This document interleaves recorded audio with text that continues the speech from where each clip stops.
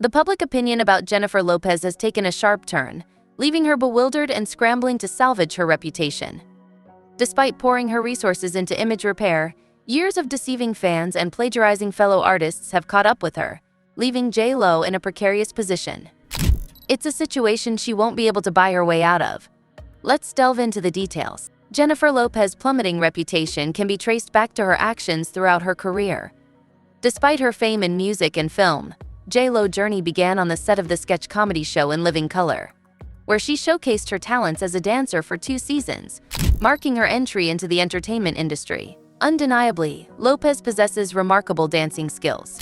However, her breakthrough came when she portrayed the iconic Latina superstar Selena in a biopic, a role that earned her a Golden Globe nomination. This paved the way for her entry into the music scene, with her debut album On the Six benefiting significantly from her portrayal of Selena, which strategically targeted both Hispanic and American audiences. Yet, amid her rise to stardom, Jennifer Lopez developed a troubling pattern of appropriating vocals from other artists and presenting them as her own. While such practices aren't uncommon in the music industry, J.Lo's blatant disregard for originality became increasingly apparent. One glaring example is her song I'm Real, where she leaned on the talents of ASHANTI, who contributed substantially to the track composition. Jennifer Lopez's reliance on borrowed vocals to bolster her image as an urban artist not only tarnished her authenticity, but also undermined the integrity of her music career. As revelations of her artistic misconduct continue to surface, J.Lo finds herself facing the repercussions of her actions in the court of public opinion.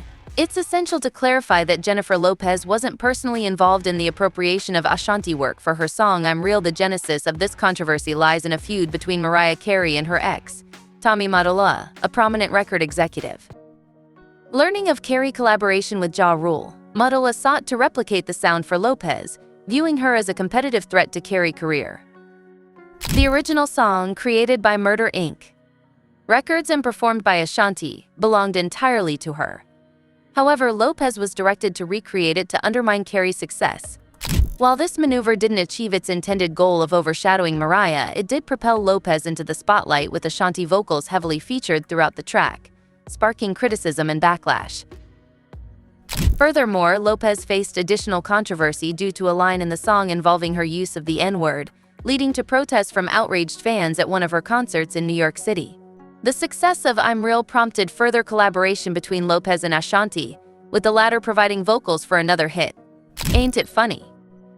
However, this success was overshadowed by growing recognition among fans that Lopez's image was more manufactured than genuine, resembling industry PR rather than authentic artistic expression. ASHANTI herself expressed frustration at being used to create music for Lopez, highlighting the disparity between her creative contributions and Lopez's public acclaim. This realization led to a sense of resentment among fans who began to question Lopez's authenticity and credibility as an artist.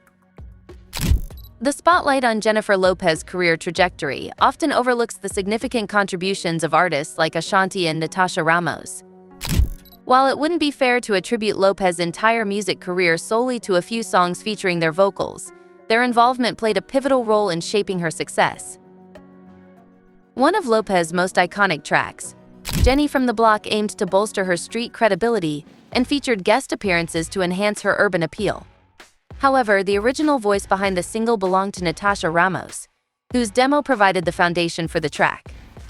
Interestingly, Ramos' vocals bear a striking resemblance to Lopez, raising questions about the extent of Lopez's involvement in the song's production. Fans were dismayed to discover that Lopez's rendition of Jenny from the Block relied heavily on Ramos' demo, with minimal alterations to distinguish it as Lopez's own work. Ramos herself expressed her perspective on the matter, highlighting how elements of her performance were retained in Lopez's version, including her laughter and ad-libs. She emphasized her role in shaping the song's authenticity, particularly the reference to the Bronx, which originated from her own experiences.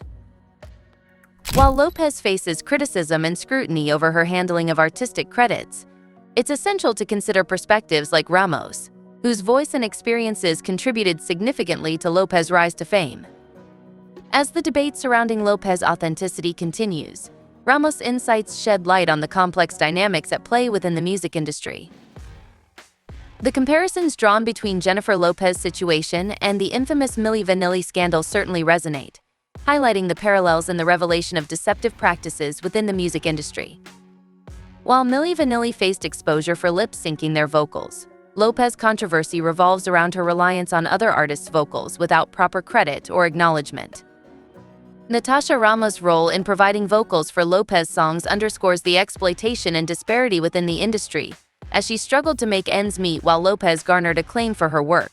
The sentiment expressed by fans on platforms like TikTok reflects a growing frustration with Lopez's apparent appropriation of others' talents for her own gain, leaving behind those who contributed to her success.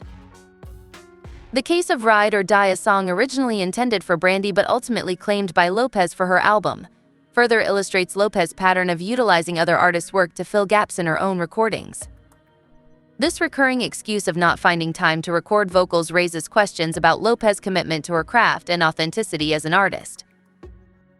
Additionally, the controversies surrounding the release of I'm Real in two different versions, with vocals from Shalene Thomas replacing Lopez's own, add fuel to the fire of skepticism surrounding Lopez's artistic integrity. The incident involving Mariah Carey's attempt to license the sampled version of Firecracker further exposes the tangled web of industry politics and opportunism.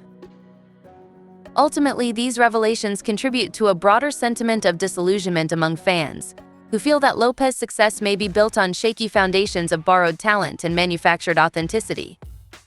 As scrutiny intensifies, Lopez's ability to maintain her public image and credibility as an artist comes into question, prompting a reassessment of her place within the music industry. Mariah Carey's candid remarks about the demands of her career compared to Jennifer Lopez's claim of getting a full 8 hours of sleep per night highlight the stark contrast in their work ethics and vocal abilities. Mariah's assertion that she would opt for not to sing her own songs if given the chance speaks volumes about the industry complexities and the pressures artists face to maintain their image and success. The song Play, attributed to Jennifer Lopez, yet predominantly featuring vocals by Christina Milian, adds another layer to the narrative of Lopez's reliance on others' talents to bolster her own career. Milian's contributions to the track, particularly in the chorus, overshadow Lopez's minimal vocal presence, calling into question the authenticity of Lopez's artistic output and the role of record labels in perpetuating this narrative. The pattern of Lopez appropriating songs and vocals from other artists without due credit or acknowledgement underscores the disillusionment felt by those whose work is co-opted for someone else's gain. This sense of betrayal and exploitation is palpable among artists who witness their creative contributions being repurposed for a performer who may not merit the acclaim they receive.